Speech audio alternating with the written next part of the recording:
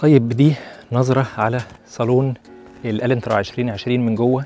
نشوف مع بعض الخامات، الماتيريال بتاعتها عامله ازاي وايه الاخبار. نبدا هنا بالباب، البطانه الداخليه. الباب بالكامل بلاستيك، كله بلاستيك، كل الكلام ده بلاستيك. الفئه دي الفئه الرابعه عشان تبقوا فاهمين، ما عدا الجزء ده بس جلد، من اول الجزء ده هنا لحد هنا ده جلد اهو، بلاستيك الجزئيه دي جلد عشان لما تسند كوعك هنا اهو. الماتيريال بتاعت العربيه كويسه، الزراير والحاجه بتاعتها كويسه، مش ممتازه لكن كويسه. طيب نخش جوه كده بسم الله. الطابلون نشوف الدنيا ايه. طابلون العربيه من فوق هنا جلد، كله مبطن جلد اهو، سوفت تاتش وحاجه مهلبيه على الاخر. كل الجزء ده لحد هنا اهو، لحد الفريم الفضي ده معمول مصنفر كده، فضي كده مطفي شويه مصنفر وماشي مع الباب هنا مكمل. هنا الجزء اللي في التكييف العدادات حواليها برضو نفس الدايره الفض المصنفره. هنا الحز ده مكمل كده وماشي طبعا مع الباب القداماني. كذلك البيبان الخلفيه برضو فيها نفس الحز ده. اوكي طيب احنا قلنا كل ده جلد. هنا ده بلاستيك بس كربون فايبر. طبعا هو مش كربون فايبر اصلي، هو لون او شكل الكربون فايبر. للي ما يعرفش كربون فايبر ده بيبقى نازل في العربيات، معظم العربيات السبق بتبقى خامه ماتيريال، خامه اسمها كربون فايبر. انما هنا هو بيبقى شكله كده، انما هنا معمول شكل الكربون فايبر. الجزء ده يدي كده ايه لمحه رياضيه. انما الجلد المبطن لحد هنا كل ده اهو لحد هنا.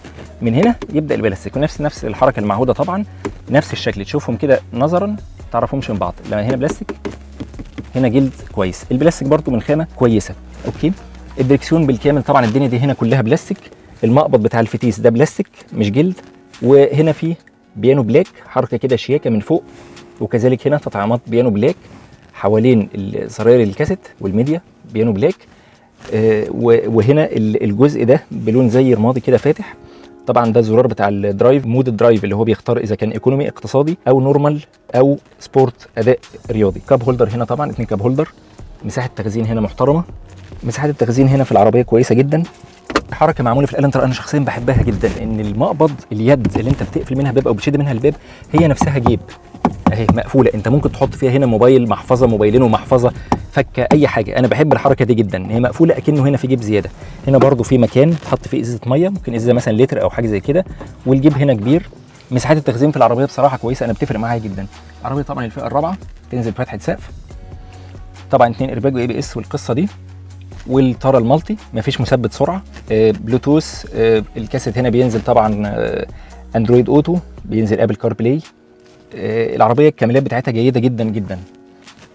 نبص بص كده من ورا، دي العربيه من ورا نفس القصه، الدنيا كلها بلاستيك ما عدا هنا جلد. الجزئيه دي جلد، غير كده الدنيا كلها بلاستيك من خامه يعني مش وحشه كويسه. هنا برضو بلاستيك الظهريه دي عشان اللي راكب ورا لو حد طويل حبتين 3 رجليه ما تضايقش السواق.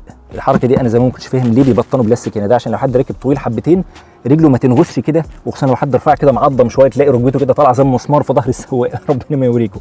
فهنا عشان خاطر البلاستيك ده عشان ايه يخلي السواق في رحمه شويه. ده الظهر من ورا. طبعا الفئه الرابعه دي بتنزل بتكييف خلفي، حركه طبعا كويسه جدا.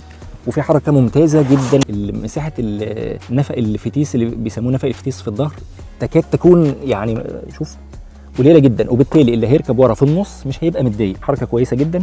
مساند راس برضو ورا، مساحه رجلين كويسه جدا، والخامات ورا برضو معقوله جدا.